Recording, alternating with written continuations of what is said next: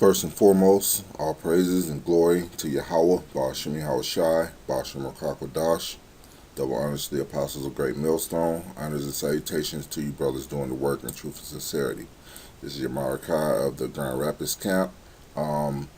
Basically, I wanted to do a short lesson, which I'll probably do multiple parts to it.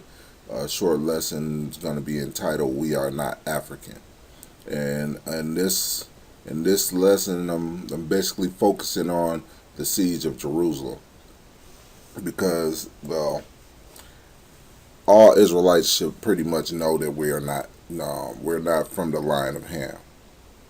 So this is pretty much for the new brothers that's up and coming that want the information, because Israel has Israel and the Hamites have always been, in company. We always been around the Hamites in one way or another. We were in slavery under them in Egypt. The Philistines conquered us several times. The Babylonians had us in slavery, and so on and so forth. But in this, I want to focus on the siege of Jerusalem, that major scattering of the children of Israel, right before we were lost as a nation. Because Esau didn't really get his foot in until didn't get a solid foothold till the 1400s, where he began to change history. But I want to focus mainly on the siege of Jerusalem and a few excerpts like from the book Babylon to Timbuktu and so on. So with the start, we're on the Wikipedia page, siege of Jerusalem. Let's see, the siege of Jerusalem in the year 70 CE was a decisive event of the First Jewish-Roman War. The Roman army, led by the future Emperor Titus with Tiberius Julius Alexander as his second in command, besieged and conquered the city of Jerusalem, which had been controlled by a Judean rebel faction since 66 CE, following the Jerusalem riots of 66, when the Judean Free Government was formed in Jerusalem. The siege ended on the 30th of August CE with the burning and the destruction of the Second Temple, and the Romans entered and sacked the lower city. So that's what happened with Titus, the future emperor, the son of Vespasian. He conquered Jerusalem, destroyed the Second Temple with the help of his second in command, Tiberius. Now, of course, this last part here is all a lie, which I'll briefly get into after. But that's all a lie. The destruction of both the first and second temples, still mourned annually by the Jewish fast, Tisha B'Av, the Ark of Titus, celebrating the Roman sack of Jerusalem temple, still stands in Rome. That's true. The conquest of the city was completed on September 70 CE. Yeah, that part is true, but this part, the destruction of the temples, is still mourned annually by the Jewish fast, Tish B'Av. All this shit right here, that's just a lie right there, because those people up in Israel right now are not the real people. Matter of fact, I'll just touch on it right now. When you say Jewish, first and foremost, Jewish, of, relating to, or characteristics of Jews or Judaism. In other words, not the real Jews. And another thing I wanted to point out, as far as the Jewish people go, they call themselves Israelis. And the meaning of Israeli is a citizen of the state of Israel, 1948.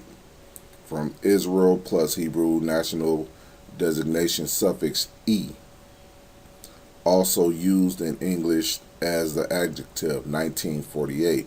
It distinguishes the citizens of the modern state of the ancient people, or from the ancient people, who had been known in English since the 14th century as Israelites. In other words, these Israelis or these Jewish people from 1948 are not the ancient people, the Israelites. Just proving that they are not the Israelites.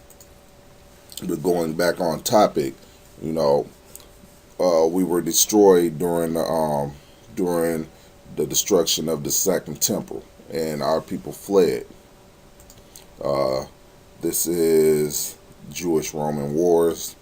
The Jewish-Roman Wars had a dramatic impact on the Jewish people, and it wasn't Jewish people, on the Israelites, the Southern Kingdom mainly, because the Northern Kingdom had got out of captivity from the Assyrians, and they traveled to the Americas. I believe it was, well, they were in Assyrian captivity around that time, if I'm not mistaken. But I have to do research on it, so don't quote me on it, Salakia. The Jewish Romans wars, but what is known is the Northern Kingdom wasn't with the Southern Kingdom at this time, because the Southern Kingdom was in captivity under the Romans. So the Jewish Roman wars had a dramatic impact on the Israelites, turning them from a major population in the eastern Mediterranean into a scattered and persecuted minority. The Jewish-Roman wars often cited as a disaster to the Israelite society. The events had major impact on Judaism. It wasn't Judaism. It just had a major impact on our customs. After the central worship site of the Second Temple, the Second Temple Judaism, the Second Temple in Jerusalem was destroyed by Titus troops, although having a sort of anonymity in Galilee until the 4th century, and later a limited success in the establishing of the short-lived Sasanian Jewish autonomy in Jerusalem in 614 to 617 CE. Now, basically, our customs were pretty much almost wiped completely out. And during this time where they talking about this, we were still ruling, because we also ruled the Byzantine Empire, but mainly it was sun worshippers. You can look up that history on your own. But we up until the late early 1400s, Esau didn't have a proper foothold. He didn't get that proper foothold until the late 1400s, where he could change the history. And that's why you hear about the Dark Ages, where they say it's unknown, who were ruling, which it was so-called dark people ruling, mainly the Israelites in a lot of those cases. And they basically didn't have a chance to change history until then. This part here is another lie that they added. What was it? Jewish dominance in parts of the southern Levant was regained only in the mid-20th century with the founding of modern state of Israel in 1948.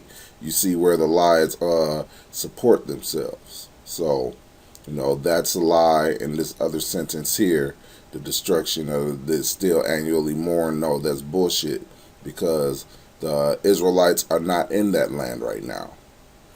The imposter Jews are in there right now. The imposter Jewish people, the imposter Israeli people are in the land right now. But as a majority, as a nation, the Israelites are not in that land.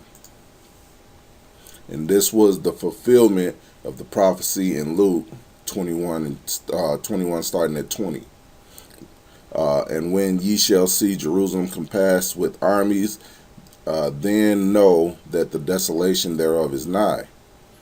Then let them which are in Judea flee to the mountains, and let them which are in the midst of it depart out, and let not them that are in the countries enter thereinto. For these be the days of vengeance, that all things which are written may be fulfilled. But woe to them that are with child, and to them that give suck in those days, for there shall be great distress in the land, and wrath upon his people. and they shall fall by the edge of the sword, and led away captive into all nations, and Jerusalem shall be trodden down of the Gentiles until the time of the Gentiles be fulfilled. And that's happening again right now. However, that happened back then during 70 AD, because we were trodden down of the Gentiles. We were scattered as a nation until the time of the Gentiles be fulfilled, which the time of the Gentiles is being fulfilled right now. Which this is all going to happen again. Jerusalem going to be compassed with Judea is going to be compassed with armies. Actually, all the children of Israel are going to be compassed with armies this time. And that's going to fulfill all of this, the rest of the prophecies. But continuing on, I got a text from a couple of books that I've read. Well, I've read Babylon the 10th Books too. And of course, about the Zondervan Bible Dictionary, but we'll get into that. And this is a very good read for those who haven't read it. But from Babylon the 10th Book 2, written by Rudolph R. Windsor, on page 84, it says this: in the year, I think that's 65, NC, the Roman armies under General Pompey captured Jerusalem. In 70 AD, General Vespasian, talking about that history, this history here, the siege of Jerusalem. In 70 AD, General Vespasian and his son Titus put an end to the Jewish state with great slaughter during the period of the military governors of Palestine. Many outrages and atrocities were committed against the residue of the people. During the period from Pompey to Julius, it has been estimated that over 1 million Jews fled into Africa, fleeing Roman persecution and slavery. The slave markets, the transatlantic slave markets is what he's saying, were full of black Jewish slaves, or basically the Israelites. Just basically proving that the Israelites were one people among the so-called Africans. We are not African, In the Bible, it also compares us to the Hamite, the descendants of Ham. This is Amos chapter 9, verse 7. Are ye not as the children of the Ethiopians unto me, O children of Israel, saith Yahweh? Have not I brought up Israel out of the land of Egypt, and the Philistines from Captor, and the Syrians from Ker? So basically, that's Yahweh, our power, comparing us to the Ethiopians. So hey, the Ethiopians are a dark nation just like we are. The Egyptians are a dark nation just like we are, and they both come from Ham. The Philistines come from Ham as well. So they all come from Ham, and we're being compared to them as a likeness of the Hamites. But we are not the Hamites. This is Exodus 11 and 7. But against any of the children of Israel shall not a dog move his tongue against man or beast, that ye may know how Yahweh doth put a difference between the Egyptians and Israel. Which brings us to the Zondervan Bible Dictionary, that also proves that somebody knows something. Basically, Esau does know something. Because in the Zondervan Bible Dictionary, written by Edomites, this is what it says under the definition of Ham. Ham, perhaps hot. The youngest son of Noah, born probably 96 years before the flood, and one of 8 persons to live through the flood. Now, those 8 people was Noah, Ham, Shem, Japheth, and their wives. They're Noah's wife and his son's wives, which are 8 people. He became the progenitor of the dark races.